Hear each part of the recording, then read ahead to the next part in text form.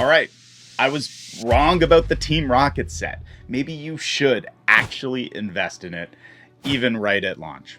In my recent video, I used the excitement around the recent teaser for the Team Rocket set to share my analysis of launch hype, the predictable market behavior following new set and product launches that's created by the predictable supply and demand dynamics at that time and are exaggerated by human psychology.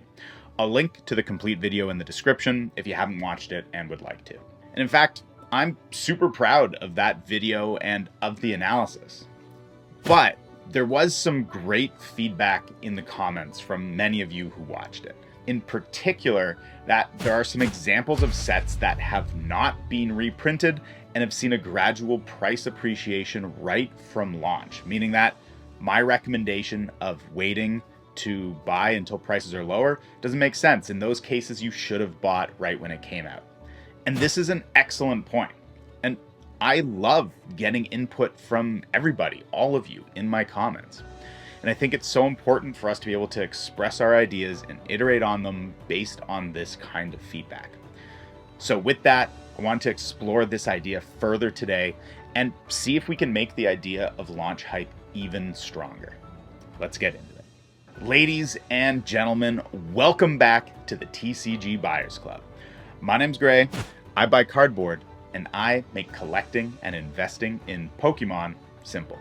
So this video is going to be a little different than usual. There was awesome feedback from my community in the comments on my last video, and I wanted to use that to iterate on my ideas and just try to make it a little bit better. But because of that, this is a much more off-the-cuff conversation than I typically have. You've probably noticed I put a lot of energy into scripting my videos, and that script comes after hours and hours of thinking through the ideas and concepts that I'm sharing. So this is a faster release, more raw perspective on the ideas, and we're going to see how it goes. It's a bit of an experiment, and hopefully you all like it. As a quick summary on the idea of launch hype, what I expressed was that commonly the Pokemon Company will eventually print to demand, and that often means reprints after an initial product's release. Because when the product launches, supply is at an all-time low, since reprints will only increase the supply from there, but simultaneously, demand is kind of at an all-time high because every collector who wants any items in that set becomes a buyer. They just don't have it yet. That combination often leads to high prices at release. Now, for the last number of years, the scenario that's commonly unfolded there is that the initial print waves simply don't meet that demand, and initial products kind of go out of stock quickly. And that tends to drive up product prices even more until additional print waves are released, and that boom in supply can actually push the product prices down. But the truth is, that hasn't happened consistently with the last couple releases, and that was the main feedback I saw in my comments that really resonated with me. I'll admit, I've kind of been operating under the basis that these reprints will always come, because that's the pattern that I've really seen over the last number of years. But it's not inherently a good pattern or always the best pattern. I think in a perfect world, the Pokemon Company would release just enough product to meet the demand and make sure product is reasonably priced at launch and around launch, and allow the product to gradually appreciate in price from there as that supply dries up. They shouldn't need additional print waves just to meet demand. And it's possible that with some of the more recent sets, that's exactly what's been happening. In particular, Pokemon 151 in English and Twilight Masquerade were pointed out as very popular sets that haven't seen any larger reprints, and we don't yet have any confirmation of reprints to come. I did not mention those products in my video. I focused on ones that have had more time pass where we've seen whether or not the reprints have come. Specifically, Japanese 151 recently had its major reprint wave, and I talked a lot about Chilling Reign, which I thought was a great example of a popular set that tanked following some major reprints, but has since appreciated because it's still a great set. It allowed me to highlight some of the ways that when those products get cheap, especially with Chilling Reign, the psychology kicks in and people start acting like it's a terrible set, when it does have strong fundamentals, and as a result of that, we've seen the product appreciate and we've seen that expected growth occur over time.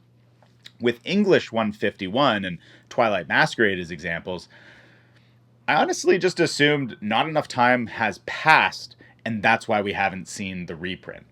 But there is this growing speculation I'm seeing in the community that maybe the reprints simply aren't coming. And this would be a big turn, in my opinion, for what the Pokemon Company International has typically done. Often they seem to reprint sets into oblivion. I, for one, am still a little scarred by how they handled Shining Fates, which, if those of you remember, was a very popular set released at the peak of the pandemic boom hype. And it stayed very expensive for a long time because of that. But Pokemon Company reprinted it for a ridiculously long period of time. They eventually got the supply under control and got prices back down to MSRP levels. And you might think that they would stop at that point, but they did not. They kept printing it, prices got lower and lower, and they're still widely available below MSRP years after the release. And that can be a really frustrating experience. I chose to master set that set. I couldn't tell you why. I waited a long time for prices to fall and bought a lot of singles at relatively low prices, certainly for the time. But since then, the prices just continue to drop more, and I feel a little silly for how much it cost me to complete that set. And that's always the risk with these reprints, especially later in the life of a product when more time has passed, and why I think we've often seen the Pokemon Company try to rush reprints out faster following the launch to meet the demand and get those prices under control early, because I do think they want to flatten out the prices fast and then allow them to hit that gradual appreciation. In a perfect world, several years after a release, the product is hopefully worth at least a little more so that anyone who bought along the way feels justified and rewarded for taking that risk and making those purchases earlier. So that's some context on why I excluded those products that are relatively new and haven't seen reprints come through just yet from my analysis.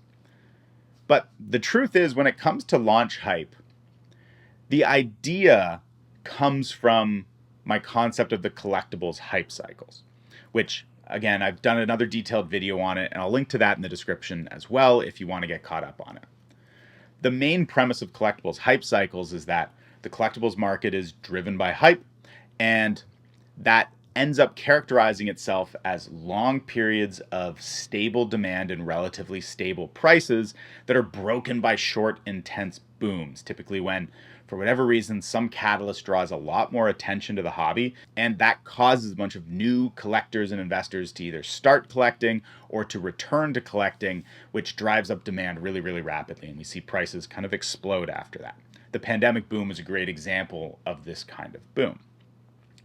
But the key insight from thinking about that collectibles hype cycle idea even more is that before hype and demand can be the driving factor in market prices, the supply of the product needs to become stable.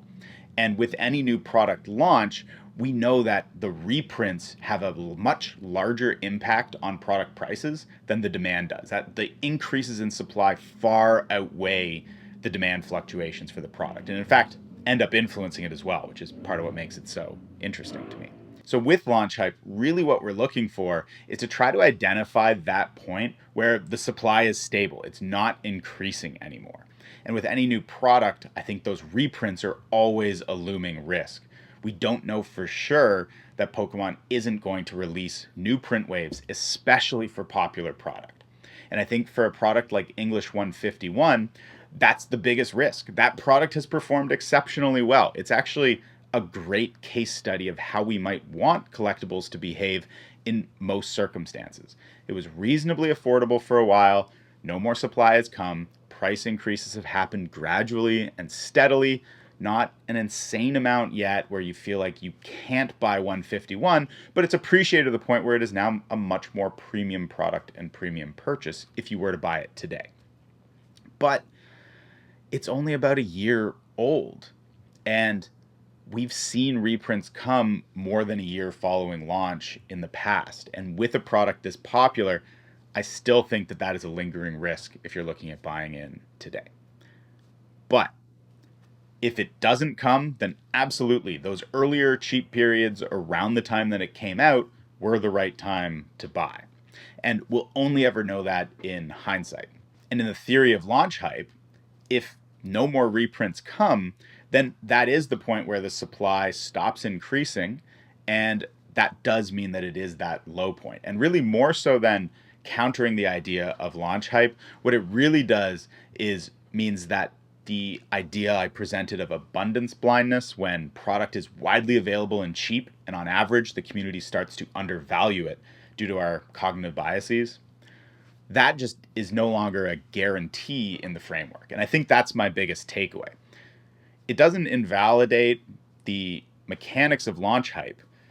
It just highlights how important the supply is, and the ceasing of reprints, or the ending of the supply increasing, is to the entire framework. And it also means that abundance blindness isn't something that is guaranteed, that you just need to wait for that right abundance blindness moment for the set. It just means that when you see abundance blindness, it can be a good trigger that this is a better opportunity, or a standout opportunity that the majority of people aren't noticing or acting on. So what does this mean going forward? For me, I'm keeping a very close eye on these newer English products and whether or not they're going to be reprinted. Similarly, I'm watching the Japanese market to see how much more reprinting of the Scarlet and Violet era sets we're going to see. I just saw a rumor today that maybe there's more Violet EX boxes being printed in Japan. This is almost a 2-year-old set. Maybe it is a 2-year-old set now. Kind of surprising to see such late reprints from the Japanese business. Meanwhile, the English business not reprinting some of these newer sets is similarly surprising. Historically, I've seen English reprint sets to oblivion and over a longer time frame, with the Japanese business having shorter reprint windows, if any, and then tending to move on to new sets. It feels like they've flipped their behaviors, and I don't know if they're going to continue, or if these are just short-term corrections that they're making based off of the market. To me, more time is needed to see if their patterns are shifting, and if that's going to stick over the long term, to then inform how we evaluate the products when they're released, and evaluate the riskiness or the chance of those reprints, which around from release, again, those reprints are the single largest driver of price movements. Hopefully you enjoyed this more off-the-cuff conversation about launch hype, and maybe this helped clarify some of the thoughts on my launch hype theory and framework, or maybe you have more questions. Let me know in the comments. Again, I love hearing from all of you, and the input really does matter. I think by having this kind of dialogue, we can all get a better understanding of what's going on in the Pokemon hobby, and enable us to make better decisions for ourselves and our own hard-earned collecting dollars. So if you like this kind of commentary and analysis, give me a thumbs up. Don't forget to subscribe and hit that bell so you don't miss any of my future videos just like this. And of course, thank you so much for tuning in to the TCG Buyers Club. My name's Gray, I buy cardboard, and I'll see you in the next video. Thanks again for over 1,000 subscribers, and to everyone who tuned in to the recent live stream.